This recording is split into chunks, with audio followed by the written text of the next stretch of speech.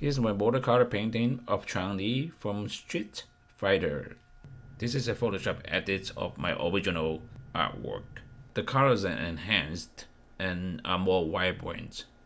And here's a different color version of it. This one is just more blue.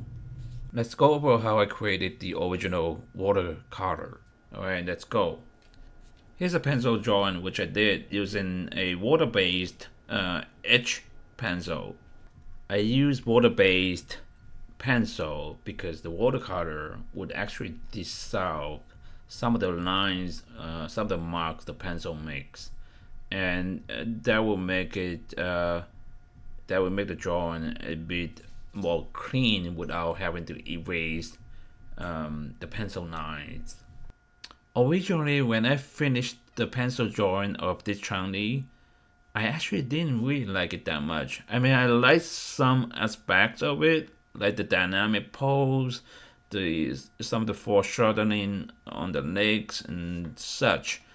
But for some reasons, I wasn't really liking it too much in other ways, like maybe the proportions here and there. I wasn't feeling it too much.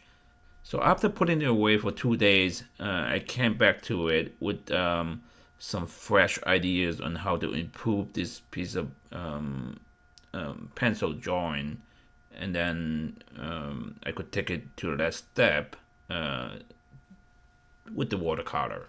What you're seeing here was the improved final drawing. So if you're ever in a spot where you're not happy about a piece of artwork you're making, well, don't just throw it away. Maybe take a break and go back to it later with better ideas on how to improve it.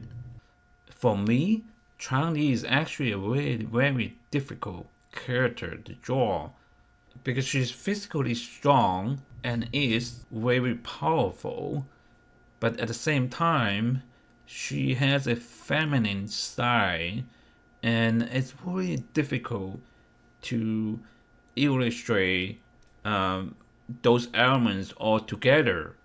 So a lot of times you will see Chun Li is depicted as a powerful character, or she can be soft and looking feminine, but not always looking powerful while being also feminine in some ways, because that's actually a lot harder to do. By this point, I had already done more than a couple watercolor artworks, so I had some experiences with this media, and in this one I was actually trying a new thing where I would mix white onto other wet colors on the paper and would dry out to make interesting patterns. And I really like some of the random patterns that were created with that process. So you actually see me doing that here and there while coloring this piece of artwork. You also see me inking over the watercolor towards the middle to the end of the process. That was just so I could add in fine details and definitions. Alright, from this point on, I will speed up the rest of the video so you can sit back and relax and enjoy. Thank you for watching.